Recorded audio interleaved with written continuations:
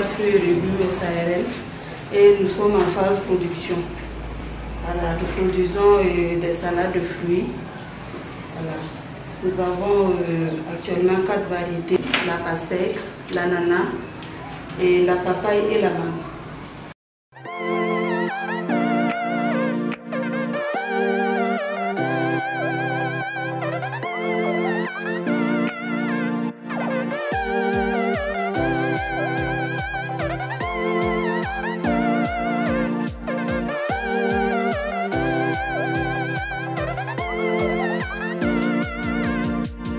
Nous avons commencé plutôt avec les fruits entiers. À la base, l'idée était de commencer avec les fruits déjà livrés sous commande. C'est-à-dire déjà on fait la prospection auprès de nos différents clients.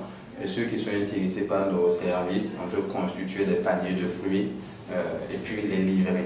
Ou soit en fait, si vous êtes un restaurant, vous nous donnez votre menu, un peu de la semaine, nous en fait de 3 jours. Nous serons auprès de nos partenaires fournisseurs qui sont aussi certains des producteurs pour pouvoir vous livrer, voilà, de façon fraîche et puis à un prix raisonnable. Et ça veut dire dans le calendrier, c'était vraiment ça. Après, on allait intégrer maintenant la fraîche de coupe. C'est un mot un peu nouveau qu'on utilise pour dire de couper les fruits et légumes, voilà, pour le prêt à consommer, le prêt à l'emploi. Voilà. Et après, c'est peut-être penser au jus, c'est ce qui était dans le calendrier. La salade de fruits aussi, il a une petite histoire.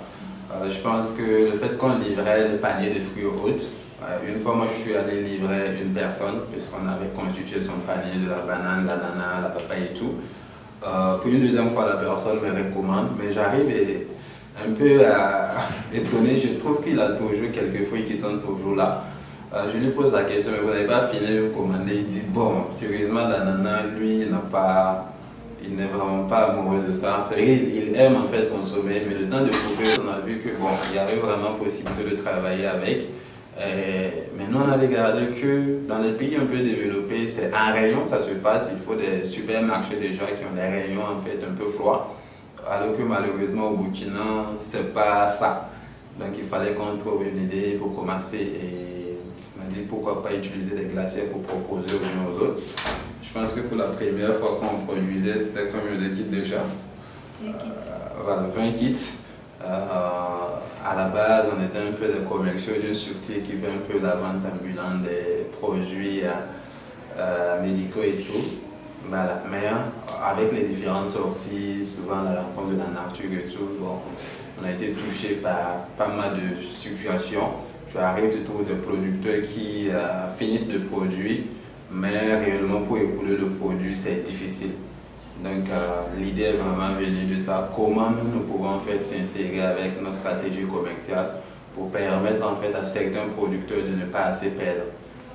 Produit, c'est bien, je pense que le gouvernement fait assez de communication là-dessus. Produit. Mais après la production, il faut au moins aussi pouvoir écouler les produits. Après, je pense que sur les 28, on a fait un chiffre de 6. On a juste vendu 6 pour la première journée. Et on a partagé le reste avec nos différents voisins, voilà, pour aussi chercher la bénédiction. Et on a continué. Voilà, ça c'était en décembre, c'était vraiment en décembre, on a commencé les salades de fruits. Et on a continué de décembre à janvier. En janvier, on a un peu évolué avec des productions qui peuvent aller de 50 kits par jour. On a continué. C'était pour nous aussi une étude de marché. Donc il fallait étudier le marché, voir jusqu'où peut aller le marché. En février, on arrivait déjà à passer le cap de 100 kits par jour. Voilà, jusqu'en décembre, on a pu voir un record quand même de plus de 250 kits par jour. Nous avons actuellement 3 employés. Voilà, nous avons 3 employés qui nous aident dans la production. Et nous avons des associés, je dirais, et qui sont chargés de la vente des produits et de la prospection du marché. On arrive à honorer le salaire de nos employés et aussi à réinvestir pour augmenter notre production. Chacun a son rôle. Moi, je suis chargée de la production. Voilà, tout ce qui est en rapport avec la production et l'approvisionnement, moi je me charge de ça. Et lui, son rôle, c'est la vente.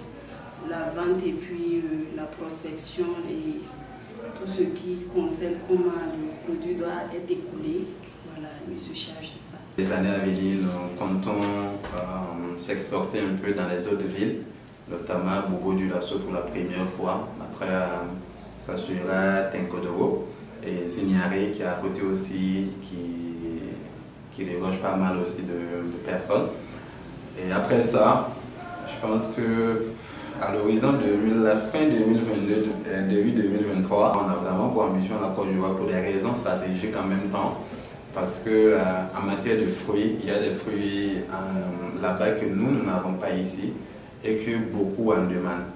Donc si on arrivait à s'installer en Côte d'Ivoire, on pourra en fait écouler davantage de produits du Burkina Faso sur le territoire ivoirien et vice-versa pour aussi la promotion de l'agriculture en fait locale. Nous, quand on parle de local, on voit beaucoup régional.